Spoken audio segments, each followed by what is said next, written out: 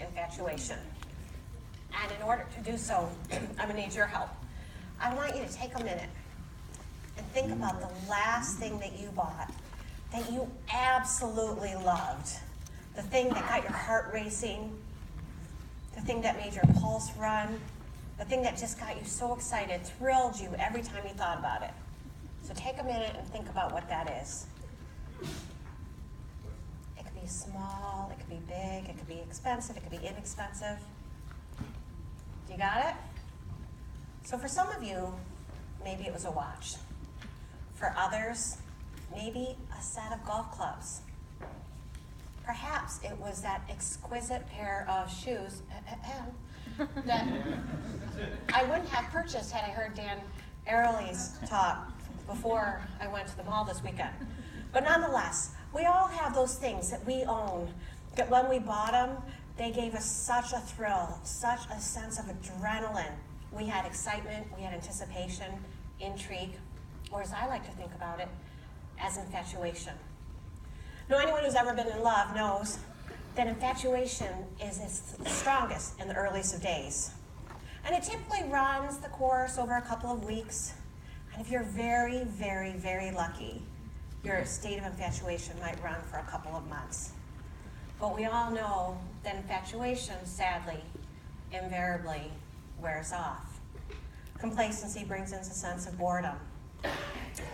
And that's what happens with the things that we own, the things that we buy. Of course, there are exceptions. There are some things that have really great sentiment or meaning to you. Perhaps it's an heirloom piece that was passed on to you. Or if you're like me, it's something that you got at a really great deal. And when anyone asks about it, you go, oh, let me tell you about the bargain I got on this. Or it's accompanied by some sort of rich experience that was so memorable, that was so intuitive, that the people that sold it to you understood your needs and actually anticipated your needs in ways that you didn't expect. That's what we're talking about when we talk about everlasting infatuation. It's those marketers, those brands, those companies that know how to stoke the fire, to keep the flame of love and passion burning. And that's what we want to explore today, is why has experiences become so powerful? How can we navigate that space? Are there things that you can actually do to make sure that your customers always feel a sense of love or infatuation for what you're doing? And to explore that, I have two really extraordinary guests with us today. So first of all, we have Jim Hackett. Jim Hackett is the chairman of Ford Smart Mobility. And along with him is Tim Brown, the president and CEO of IDEO. Would you guys come on up to the stage?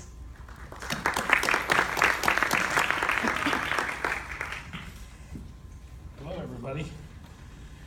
All right. So just quickly before we get started, what is the thing that you love? The thing that gives you a sense of infatuation? Well, I'm crazy about craft. So I'm in the middle of building a cottage, and I'm just fascinated by the bricklayers right now. They're putting stone that they have to pound out and make work. And I was just there this weekend looking at it, and I stare at it, and I can't quit looking at it and understanding what their hands did. Infatuation, right? Yeah. Infatuation. Tim, what about you? I make a bit of a habit of trying to acquire things that I really love, but I wear this watch, which is one that I love. It's a 1970 Omega Speedmaster, but I only bought it about 5 or 6 years ago, and the reason I bought it, I love this watch, and I've always loved it, and I love this period of watchmaking. But I bought it because I knew it had already had a life, but it was in exquisite condition, and I wear it every day. It's no longer in as exquisite condition as it was when I first bought it. But because I know that this watch has had a life and I'm continuing its life and it works perfectly, there's something about, I just literally, I have a moment, when I put on every day, I have a moment of thinking, this is a really good thing to have on my wrist. And to be honest, there are multiple reasons why I don't wear an Apple Watch, but one of them is because I just don't want to give this thing up, right? And I think I'd look stupid with an Apple Watch on this wrist. And my Speedmaster on that one, so. Yeah. So let me back up a little bit, okay? So Jim, you sat on Ford Motor Company's board for many, many, many years, and yet for this audience, a lot of people might think that you're new to the Ford Motor Company. Can you give us just a little glimpse of your background and your journey to Dearborn? Yeah, well, let me just explain. I was sitting on the board after I ran Steelcase for about 20 years. It's a global office furniture company that I got to help transform. Actually, ended up with a really important relationship with Tim in that. If you really double click on my career and the way I was brought up, if you're fortunate enough to know your parents or not to have anything bad happen, I had great parents and one of 4 boys. It was really competitive. Think about what that did for me in thinking about business.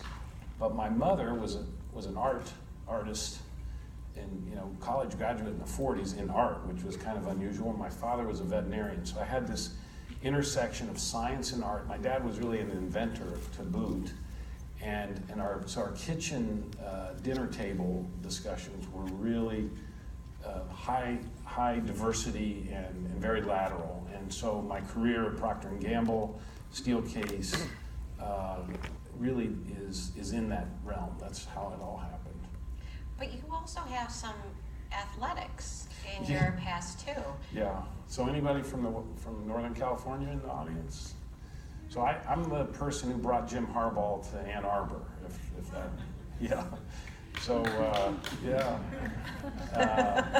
I got asked by the president of the University of Michigan to step in when there was a little mini crisis, and it was ostensibly for 60 days, and I stayed 18 months.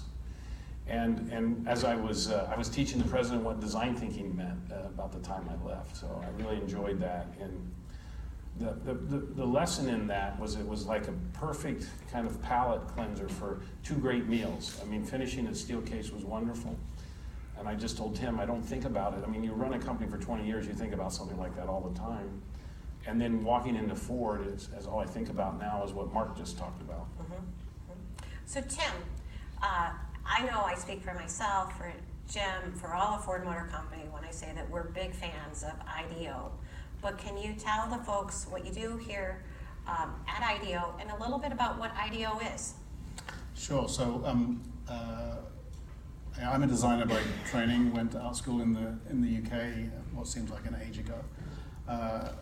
And IDEO is a design company, but we're not maybe the traditional design company in that we discovered quite a long time ago that nearly all of the most interesting design problems that we're interested in working on didn't fall into a kind of convenient bucket. They weren't just a product, but they were a product with software, or they weren't just a product, but they were a product in a service, or a product in a space, or all those things wrapped up inside of some kind of system. And that was the stuff that we wanted to work on. And so very early on, we started adding founded by a great friend of both Jim and mine, David Kelly, who is also the founder of the D School of Stanford and the professor of design at Stanford. And he is a great believer in being interdisciplinary and multidisciplinary. And so we've built a company that's several hundred, 700 or so people, but we have social scientists and anthropologists and engineers and designers of every flavor, all working together in teams on how to design better experiences for people across almost every aspect of our lives. And mobility is one of those systems that we think, and Mark just talked about it, one of these systems that is going through this enormous transformation because of changes in the world. And that, alongside health and alongside education and some other big things, are the things that we're most excited to work on today.